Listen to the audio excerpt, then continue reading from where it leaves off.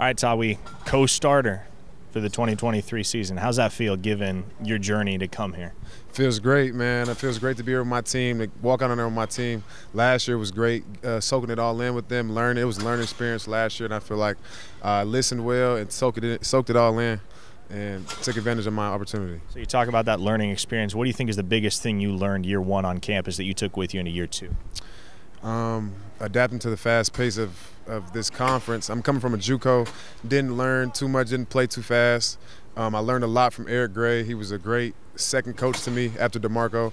DeMarco got on me tough. That was the hardest I ever got coached last year, so I had to adapt to that. When I got to adapt to that, it just made my play so much better. You feel like you're seeing the field better because obviously you haven't played running back all that long. You came out of high school as a safety. So you feel like you're starting to experience field vision a little bit better than maybe you were a year ago at this time? Yes, well, actually, I played both in high school, but yes, coming from a JUCO, I didn't just reading all the stuff. I didn't get taught from the best like DeMarco Murray. I didn't get taught that at my JUCO, so that's just really a learning year. I get to see a whole bunch of stuff, learn from him and Eric Gray. Eric was a pro. He taught me a whole bunch of stuff as well as DeMarco, so just learning from them two was great. Was there a moment when you knew you belonged on the stage? I think I belonged here since I decided to go junior college. You just have to bet on yourself. Me personally, you have to always think that you belong wherever you believe you belong. You just have to show that you're capable. Were you surprised to find out you were on that co-starter line with Marcus? Yes and no. I think I put in enough. I think I put in a lot of work, and I think my teammate and my coach got me to where I needed to be, to where I earned the spot. But yes, I was happy and surprised. What was it like when you got that news? It was a big moment for me, especially to tell my parents and my family that. And they were very excited to hear that. You've always had a role on this team, though, because you're a great special teams player. So you've always had a role. This is going to expand it, of course. But, you know, it's not like you're a total newcomer to the squad. You know what's going on with this team, right? Yes, sir. Last year I just played my part. I still was a leader, a quiet leader. I didn't ever complain about not. I knew my time was going to come. Just be patient and just be the team that I can be, best team I can be. When you look at Brent, I mean, he mentioned a lot about availability is the best ability in terms of your health and being available, being that guy at practice. What have you done sort of on and off the field to maintain a consistent approach that Brent was talking about? I'm a real question guy. Like I asked DeMarco what he does when he got hurt, everything. I just soak it in and I go in the training room, get in the cold tub, get recovery every day, every aspect of it. I just ask questions and I do what the greats did to be stay healthy. What do you think about you a lot today at the press conference? He talked about a lot of your qualities. What would you say about your own game? What kind of qualities do you bring to the field? I think I'm a very strong and powerful back, downhill back. I think I can do it all, but that's my best of ability is running through people and just running tough with toughness. Yeah, one of your teammates just told us the first guy never brings it down. Sometimes it takes all 11. Yes, sir. I believe the same thing. What do you think you've done to put yourself in this position to earn a spot as the co-starter?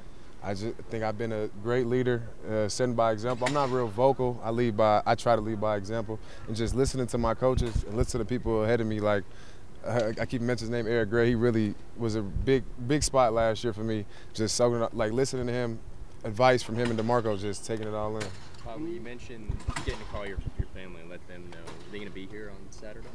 I have a son, so my son will be here, his mother will be here, her family will be here, and my best friends will be here. But my brother has a game. He plays at a D2 in Texas.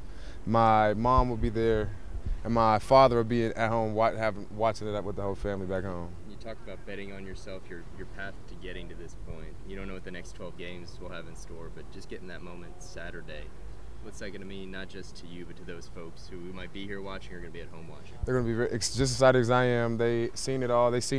My family has seen the journey I've been through, and they're just going to hope I capitalize on the opportunity like I do myself. How old's your son now? My son is 2 years old. What has the relationship with DeMarco been like? I mean, he kind of was the same way when he was a running back here, lead by example, less vocality. I mean, walk me through your relationship with him and what his leadership has meant to you. We have a real good relationship. Last year, I didn't take it as well. I thought he didn't like me, but he's just a hell of a coach. I'm sorry, he's a super good coach. I'm sorry, and he's just super hard on me, but it worked out perfect. I finally listened to him and just took everything in and transferred it to the field. What made you think he didn't like you? He just was on me. This is how he coaches. I just not used to that. I'm used to being like just the coach, just being my best friend and being real cool. At my junior college, I can do anything I wanted at my junior college. Here, it was total opposite. You had to earn it. Sorry to cut you off. Was there a moment that it ever clicked? I mean, thinking that not he hates you, but having that feeling like, man, this guy's on me to finally getting to the co-starter position. Was there ever sort of a moment where like, I can finally do this? I always thought I can do it. It's just I had to adapt to it. I was just hard-headed in my first year.